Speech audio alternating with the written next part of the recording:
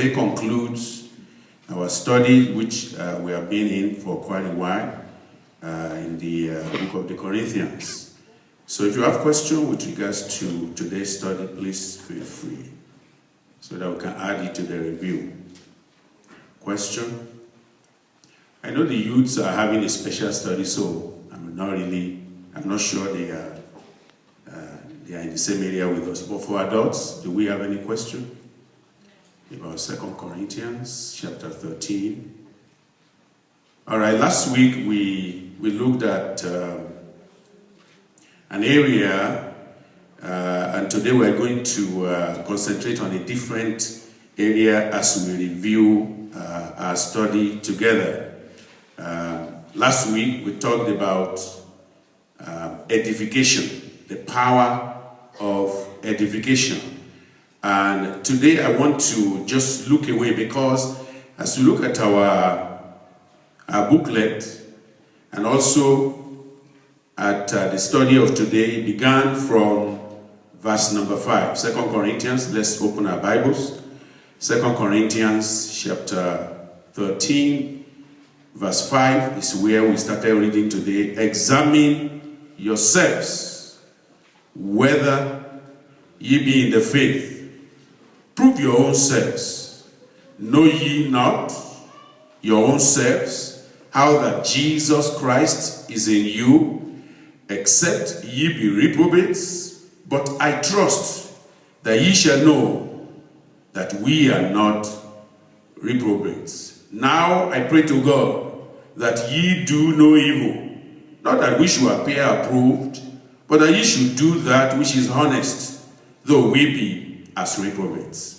For we can do nothing against the truth, but for the truth. For we are glad when we are weak, and ye are strong. And this also we wish, even your perfection. Therefore I write these things, being absent, lest being present I should use sharpness. I should use sharpness. Apostle Paul was very, very direct on that. Because all through the book of the Corinthians, all the way from 1 Corinthians till now, in fact, if you look at verse 1, he says this is the third time. We're actually told that there may have been another exhortation to them that is not contained here. But he said, this is the third time I am coming to you. And then he says, in the mouth of 2 or 3 witnesses, every word shall be established. So he has used every method to help them, to assist them to grow. And he has exhorted them, he has edified them. But now he is requiring them to do what? Self-examination. So last week we looked at the power of edification. But today I want to talk about the propriety of examination. Propriety. It's a big word, but I will give you the meaning. Propriety, P-R-O-P-R-I-E-T-Y. Propriety. What is the meaning of that? It means correctness. Something that is correct. That is appropriate. You can say the appropriateness of examination or self-examination, as we will put it. It means the decency. It's a decent thing to do, to examine oneself. It's a good thing. That's what propriety means, or appropriateness. It is courteous. You are being courteous to yourself. You are helping yourself. If you are leaving the house and you dress anyhow, right? And the shoe doesn't match the pant, and things are just disorderly. You are not helping yourself, because at the end of the day, people look at you and say, look at your shoes, look at look at behind, the pants are showing, which really, again, that was not my point, but I think the Holy Spirit wants me to talk about it. It is so appropriate for somebody to wear a real trouser or a pant, and the underwear is showing. It's inappropriate. So it means the individual is not doing self-examination. You are not examining yourself. You're not looking at yourself. You don't know what is appropriate. So somebody else now have to come to you and say, must you dress like this? I mean, it's even so funny, and pardon me for this digression. I believe the Lord wants me to talk about it, and I'm saying it because of our young people. You look at people outside because they are in music, they are in this, they are in that, they make money. In fact, it's so bad now, people put their pants here with what is it? The belt, and they tie the belt. It's like they look like an animal. They tie a belt around their pants and the pant is here. Now, what is the meaning? Why do you wear pants? It's to cover your nakedness. But now, where you're supposed to cover is no longer covered. Pant is showing behind. And then, I mean underwear now, because to use the right word. The underwear is showing behind your real pant, which is what you call pant. If I was in Africa, the pant is the one inside. Praise God. So that's why I'm being careful. For those in Africa, if I say pant, they're actually saying the underwear. That's what it means in Africa. But the what you call pant here is actually trouser in Africa. So maybe if I can use it for, because this message goes all over the world. So you don't know who is listening, so that they will understand. So I'm just talking about what is appropriate. So as you look at the book of Corinthians, 1 Corinthians, 2 Corinthians, Apostle Paul says, number one, there is exhortation. Number two, there is edification, things that edify. But there is examination. Examination is what you should do for yourself. You know, you look at your life, you look at what you are doing, and you ask yourself the proper question. You are leaving the house in the morning, right? And then you look at yourself. Do I look okay? Do I look like a human being? Did I dress in a way that I'm not going to embarrass myself? And I'm not going to do anything that people outside here are going to look at me and say, you know, is this guy mentally stable? Or, you know, there are things you do, and people are going to say something is wrong, right? Now, that's in the physical, right? And then number two, why do we do medical examination? Why are we encouraged to take ourselves to the doctors? It's because it's appropriate. It is good. It's courteous. It helps your health. It assists you so that you can discover things that you need to discover. So, actually, I wrote some things down. Let me read it to you. I said, number one, you discover problems early. In fact, number two, you can discover a problem before it starts. Early examination. You can diminish the possibility of a serious attack if you do early examination on yourself. You know, if viruses are going to attack you, you can discover that very quickly. Immediately you discover that something, you know, your body is not feeling right, you quickly go and check up. The appropriateness, the propriety, the correctness, the goodness, the courtesy of that is because you are able to diminish the possibility of any kind of attack or a sickness. Then you are able to develop immunity for yourself when you do quick examination. Also, it helps you to have dominion over whatever problems you may have when you do an early examination. Now, you can apply all of that, and it increases the chance of living a healthy life when you always examine yourself. Praise God. You know, they always tell us before you take a medication, what do? Read the label. What if you really think what you are taking is a Tylenol and it's actually poison? Because the bottle looks the same. Praise God. It's the same thing in the spiritual. Examine yourself. Actually, that word examine, there are 5 places you are going to see it in scripture. The very first one is in the book of Ezra. In the book of Ezra, where Ezra, the priest, and the rest of them were asking Israelites, you know, they were examining the matter. What matter were they examining? The commandment that the Lord has given unto them, they had gone away from it. Now, we are even told, you know, if you go to the book of Ezra there, you're going to discover that priests, sons of chief priests, those who are singers, ministers, they are now, you know, getting into marriage on equal yoke. And so the Lord was ready now to judge them. And as a result of that, they decided that they are going to examine themselves. And as a result of the examination, they made some decision. You know, Ezra chapter 10. Let's look at it quickly, just so that I can give you context. Examination, 5 places in scripture. There are 2 of them in the Old Testament. There are 3 of them in the New Testament. And you know, interestingly, the 3 New Testament is from where? The book of the Corinthians. 2 of them in 1 Corinthians. 1 of them is the one we are reading now. 2 Corinthians. 5 places you're going to see that word examine. So, Ezra chapter 10, let's look at that. Ezra, that's before Nehemiah, and that's immediately after the Chronicles. Ezra chapter 10.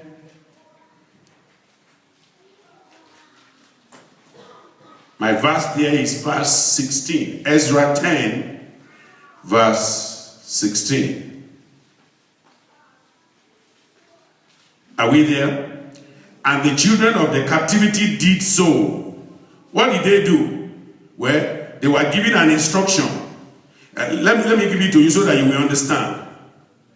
In verse 9, then all the men of Judah and Benjamin gathered themselves together unto Jerusalem within 3 days. It was the 9th month of the 20th day of the month. And all the people sat in the street of the house of God, trembling because of this matter. What matter were they trembling about? Because they had gone contrary to the will of God. You're going to see it later. Verse 10. And Ezra the priest stood up and said unto them, Ye have transgressed and have taken strange wives to increase the trespass of Israel. Now therefore make confession of the Lord God of your father, and do his pleasure, and separate yourselves from the people of the land, and from strange wives. Now look at verse 16 now. And the children of the captivity did so. And Ezra the priest, with certain sheep of the fathers, after the house of their fathers, and all of them by their names were separated. And they sat down in the first day of the 10th month to do what? To examine the matter. To examine. It was a very serious situation. So when Apostle Paul told the Corinthians, in 2 Corinthians 13:5, to examine themselves, it means do a self-examination.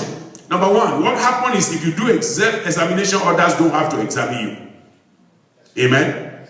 You don't give others, when you leave home and you dress well, you don't give any opportunity for others to look at you and say, what is wrong with this man? You know, you're not the type that is sagging the pants and dropping stuff, and then people look at you, and some of them will be walking as if they have some disease on between their legs. You know, people look at you and they say there's something really wrong, both with the head and the body. The head is not sound, the body is not sound. Because the head was not sound, then that's why you see people walking as if they have, there's something wrong with their leg. So the same way, spiritually speaking, you can discover that somebody is not sound spiritually when he refuses to examine himself. So Apostle Paul is saying, examine yourself. So there is propriety, there is goodness, there is appropriateness in examining ourselves. In the beginning of this study, we were told that church discipline is only necessary when a Christian refuses to discipline himself. If you don't examine yourself, you examine your conduct, you examine your life, you examine your utterances, you examine your behavior. Your behavior is supposed to be like that of Christ. You're supposed to act like Christ. You're not supposed, we were told that concerning Christ, when they slap him, he didn't slap back. When they abuse him, he didn't abuse her. Let's even say somebody really did that to you. How did you respond? It is your response we are going to judge you about, not what the other person did to you, because what if they did it to you and you didn't respond back? You should show that you are a child of God and you don't respond back. And when you don't respond back, then that really shows who you are. Last week I told her, I said, the scripture says that, if they slap you on one side, you should give the other, right? But then I told you, there is nothing wrong with that scripture. The scripture is correct. But why will you wait to take the second slap? If somebody slap you, you know that something has gone wrong. Don't wait for the second slap. Turn. That's why God gave you a feet. Run away. Escape. Don't wait there for somebody to kill you unless you have no way to escape. Don't wait. So make sure that you don't put yourself in a place where you're going to do wrong. So we see them here, they were examining the matter. That was because all the way from here to the beginning of scripture, even when God talks to them, when God asks them to do something, they will not do it.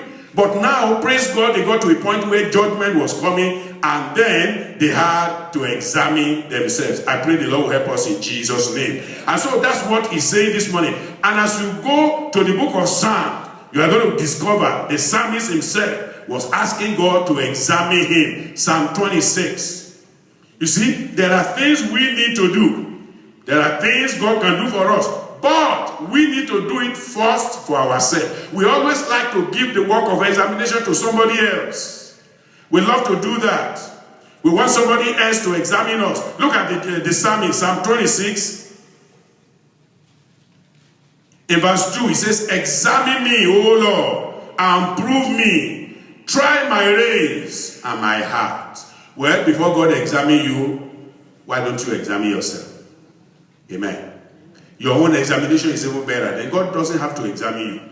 You know, God always sees you, He knows you. So you don't need to shout and say, God, please examine me. No, don't wait until God examines you. Examine yourself. Challenge yourself. Look at your life. Look at how you are living. Are you living right? Are you living according to Scripture? Are you following the Word of God? And if you discover anywhere where anything is wrong, then quickly make correction. And then as you leave that place, the next passage you are going to see is 1 Corinthians 9. 1 Corinthians 9. And you know the funny part of it? Those that the preacher was talking to, they now want to examine the preacher. The point I'm making there is that it's so easy to examine other people, and we don't examine ourselves. Praise God. Yeah, do the examination on yourself, not on somebody else. Don't worry about somebody else. You know, if God has given you the responsibility as He gave it to the priest, okay, that's all right. Maybe you need to go ahead and do it, and I'm going to show us the responsibility that God gave to the leader. That's why we talked about edification last week, the power of edification. God has given the pastors, the leaders, the teachers, you know, to edify, to exhort, and they do it in love. They do it with love, and that's why the pursuit of love is so important, you know, in the Christian church. So rather than men examining themselves, number one, they ask God to do it. Number two, they are interested in examining others. 1 Corinthians 9. Look at it there. 1 Corinthians 9, verse 1. Let me read. Verse 3 is where we are going, but let me read from verse 1. Am I not an apostle? Am I not free? Have I not seen Jesus Christ our Lord? Are ye not my work in the Lord? These were the examinations they were giving to Paul. These were the things they were looking. Some of them said he is not an apostle. He wasn't there when Christ was there. You know, they were questioning him. They said the only people we know who are apostles are those 12 people. They were there with Christ. And who is this Paul? Well, Paul now was trying to say, if you are examining me, then let me give you my credential. Let me tell you who I am, where I've been, what the Lord has done. Verse 2 of chapter 9, if I be not an apostle unto others, yea, yet doubtless I am to you, for the seal of my apostleship are ye in the Lord. What is the work of an apostle?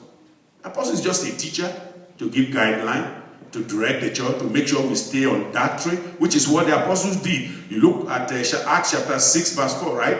It says, you know, rather than waiting on tables, we will give ourselves to what? To prayer and the word. See, that's the word. That's the apostle. That's nothing more than that. There's nothing different. That's their work. They make sure that doctrinally everything is okay. Everything is line upon line, precept upon precept. That's the work of the apostle. But then, is that not what Paul has been doing all his life? Yes. He has been giving the doctrine. He has been teaching. He has been, you know, just instructing the church. But now, they were questioning him. They were querying him. And so he had to answer them back. If I'm not an apostle to others, at least I'm an apostle to you, because I teach you, I instruct you. You know, other people can come somewhere and say anything, but not you, Corinthians. The church, they actually came about as a result of my ministry. First missionary journey, second missionary journey, third missionary journey. I mean, I kept on having missionary journey over and over to the Corinthian church. And yet, you know, they are questioning Apostle Paul here. Look at verse 3. My answer to them that do what? Examine me is this. Look at that.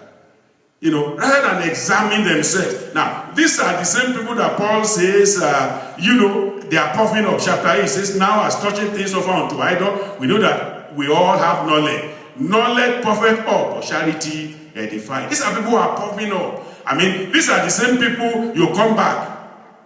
You know, to chapter 7, Paul was telling them about not touching women.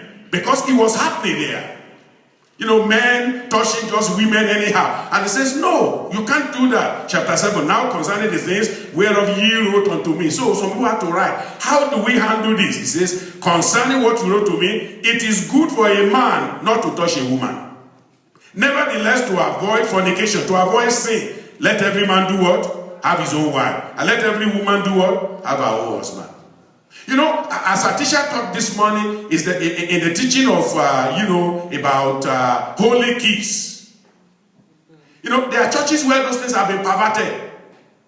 Greet one another with an holy kiss. How will I see a sister and not greet her with an holy kiss? Everybody is going like that. Everybody is going, and he says, that's disorderly. That's what they were doing in the Corinthian church. When he says greet yourself with an holy kiss, it's not the moral kind of kiss. In those cultures, there is a specific way where people greet themselves. In fact, as you look at the kind of things that happen in that culture, it's a sign of their affection to one another. Parents to their children. In many cultures, parents and children come back, and when they see their dad, they hug their dad and give the dad a kiss on the cheek. They are very affectionate to one another. That's the kind of thing that he was talking, and he was using the context of this culture to talk to them. But some people think, well, since the Bible says, actually, you're going to discover, I think, about 4 places, in the New Testament, where Paul used that same thing, which means it's a common thing. It's not just one place. You see it in 4, let me give it to you if you want to read. Romans 16, verse 16. You can write that down. You read it when you have time. Then 1 Corinthians 16, 20. Then 2 Corinthians 13, 12. Then 1 Thessalonians 5, 26. Those 4 places you are going to see it. But that's not the only place that you're going to see the issue of affection. You're going to discover Jesus Christ himself even wants us to pursue affection, love. In fact, for Christ Jesus, in Luke chapter 7. Luke chapter 7. I just want to segue into this. And then at the end, I'm still going to end up with the pursuit of love. God wants us to pursue love. Luke chapter 7 verse 45. Look at Jesus Christ. Because it was the culture of that time. Look at what Christ says.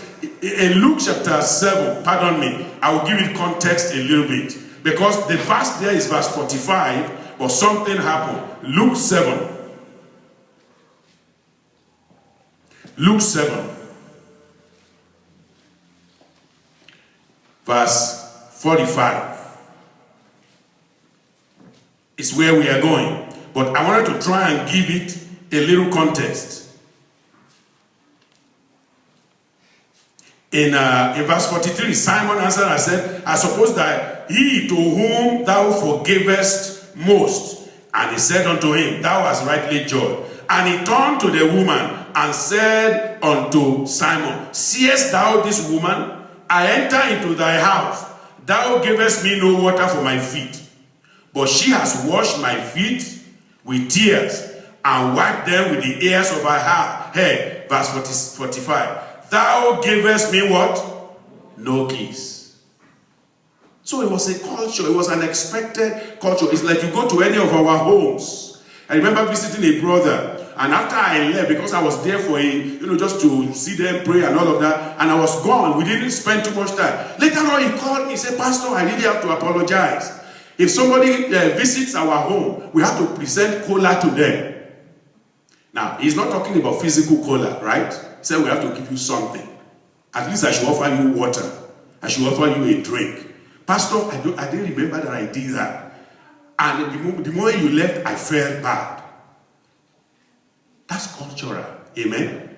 I never thought about it. But for him, that was the appropriate thing as a man who was raised up in a culture to do. That when people visit you, at least you receive them. You give them something. So Jesus was saying, I got to this house.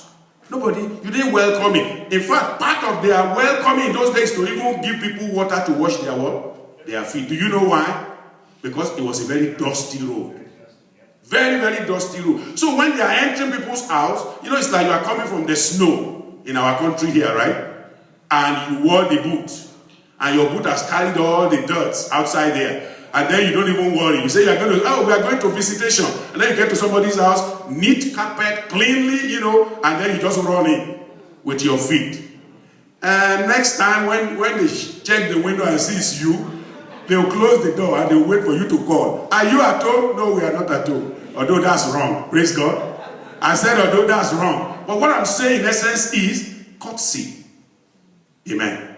Christian courtesy, Christian love, Christian comportment, Christian behavior is different. By our life, they will know us. By our actions, they will know us. Amen. And so Jesus said, you didn't give me any kiss. You didn't even give me water to wash my feet. Look at my feet, very dirty. See, that's why when Jesus Christ, after their meal, he took water in a basin and he was washing the feet of the disciples. It was a big deal. For us, it may not make sense. But for him, big deal.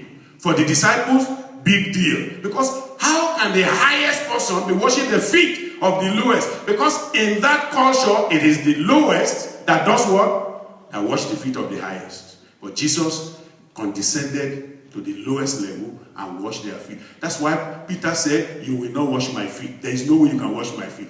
And Jesus said, whoever I don't wash, they will not be clean.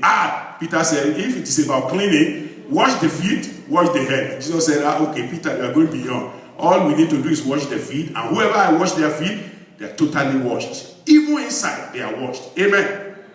Amen.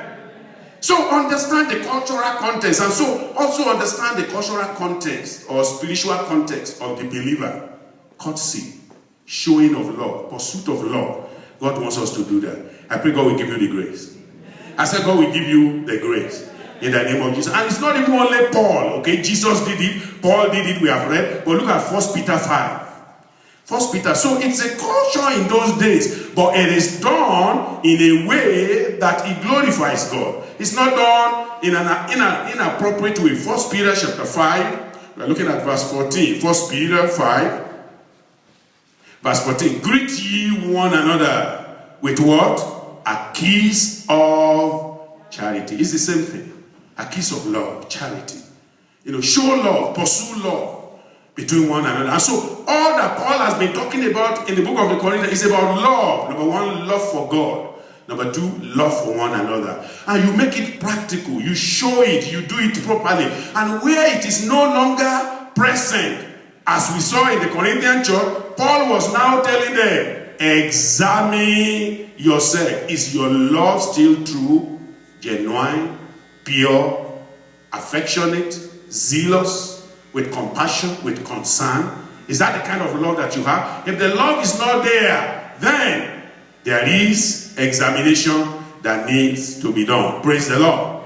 Of course, we see that all through Scripture, the Lord has told the apostles to remind the people of God about their duty, their responsibility. As good as that may be, the real thing for you and I to do is to actually do it for ourselves. When we do it without being pushed, we get greater blessing. When we do the word of God, when we obey the command of God without somebody telling us, that's wonderful. But when we have to be pushed and corrected and disciplined, then it has gone beyond what God expects. God expects us to discipline ourselves. And I pray God will give us the grace to do that in Jesus' name. The reason why discipline, people don't receive it well, is because it's a little bit grievous to people. Hebrews chapter 12. Let's look at verse 11. Hebrews 12. Hebrews chapter 12. Hebrews 12. The Bible says, let's back up a little bit to verse 7. If ye endure chastening, that's correction, God dealeth with you as with sons. For what son is he whom the father chasteneth not? But if ye be without chastisement, correction, whereof are all partakers, then are ye bastards and not sons. Furthermore, we have fathers of our own flesh, which corrected us, and we gave them reverence. Shall we not much rather be in subjection unto the fathers of spirit and live? For they verily for a few days chasten us after their own pleasure, but he for our profit. Our earthly father chasing us because they want us to obey them, they want us to do their own will, but when God corrects us, when our leaders correct us, it is for our profit, that we might be partakers of his holiness. Now, no chastening for the present seem to be joyous. You see that? When people are corrected, you are not happy. You feel sad, but that's okay. That's okay, because out of bitter things, sweet things do come out. Amen? Out of correction, courage should come out. Strength should come out. And I pray God will make us strong. And that's the goal of Apostle Paul in all that he was trying to do for these people. So he says, now no chastening for the present seemeth to be joyous, but grievous. Nevertheless, afterward he yielded the peaceable fruit of righteousness unto them which are exercised thereby. He says, if you exercise yourself to the correction, if you exercise yourself to the examination, because you didn't examine yourself, somebody had to examine you. If you allow that examination, if you give the doctor all the right to do his work, you see that it will be for your profit. Amen? Of course, the doctor is being paid for what he's doing, but still, the goal and the purpose of what he's doing is for your benefit. Amen? You don't go to a doctor and the doctor said, I want to do everything to hurt you. No, they are doing everything to do what? To help us. So the same way, the spiritual doctors, who preach the word of God to us, their goal is for our edification. Their goal is that so that the examination will bring the goodness of the Lord unto us. And I pray it shall do so in Jesus' name. And so what's the goal of all of it? Verse 12, wherefore, lift up the hands which hang down. Amen. And the feeble knees, and make straight path for your feet, lest that which is lame be turned out of the way, but rather let it be healed. That's the purpose. And I pray that purpose will be fulfilled in our lives in Jesus' name. As we round up, we go back to 2 Corinthians chapter 13, and you see the benediction that is there. With all the correction, with all the exhortation, the edification, the examination. The goal is the pursuit of love. Finally, brethren, farewell. Verse 11, be perfect. God will make you perfect. Be of good comfort. God will give you good comfort. That's the purpose of the exhortation, the edification, is to perfect you, to perfect me, to make us be of good comfort, to be comforted in the Lord, so that wherever we are down spiritually, we can be lifted up. Amen. It says, be of one mind. The purpose of the examination is that so that we can be of one mind. I told you in the book of Ezra that we read, you can see that there was no longer unity among the Israelites. They were all divided. Some people are going this way, some people are going this way. But Ezra the priest and the other priest that God gave them had to bring them back. And as they brought them back, they came under the umbrella. And the purpose is for one man, for unity. And it says, live in peace. And as all of that is accomplished, you are faring well, you are perfected, you are comforted in the Lord, you are of one mind, and you live in peace. Then you discover that the God of love and peace shall be with you. I said the God of love and peace shall be with you. And then in verse 12 it says, greet one another with an holy kiss. I've explained that, but what that simply means is that let there be genuine love shown among us. Amen. You love other people genuinely. Let there be no hypocrisy. Let there be no pretension. If anyone offends you, please go and resolve with them. Don't meet somebody on the way and then you are showing affection, but it's not genuine. God reads the heart. Amen. God does not look at people. That's what he told Prophet Samuel. God is not man, that look at the physical appearance. God looks at the heart. That's why a man will do what is right in the heart, in the sight of God. And the Bible will say he did it not with a perfect heart. And because of that, God rejected. He did what was right. He didn't do wrong. It was right. But God says the heart with which he did it was wrong. And so I'm not accepting it. So love your brethren with a perfect heart. And God will give us perfection. I said God will give us perfection. And we will all fare well and live in peace. The grace of our Lord Jesus Christ and the love of God, the communion of the Holy Ghost be with you all. I thought I would hear a better amen. Amen. Rise up and let's bless the name of the Lord. Rise up and praise the name of the Lord. Rise up and glorify God. Bless him for the edification Thank him for the propriety, the appropriateness of examination. When we do it properly, it accomplishes the right purpose in you and me. Let's pray God will help us. We will examine ourselves. We will look into every area. We make sure salvation, everything is intact. Sanctification, everything is intact. Holy Ghost power, by the grace of God, everything is intact. Christian living, Christian behavior, Christian character, courage and zeal, everything is intact. That's the examination. Examine yourself daily. The examination you are doing is, I'm still in the Lord. I'm still a child of God. If you are not in the Lord, you know. And you don't want to stay there. You want to ask God, please help me so that everything will be all right. And all shall be well with you. In the name of Jesus. Father, we just thank you for Apostle Paul. And for the courage and determination you gave him. That he exhorted the Corinthian church and even exhorting us today. Because we are the church of today. And your word is coming to us. Father, we pray.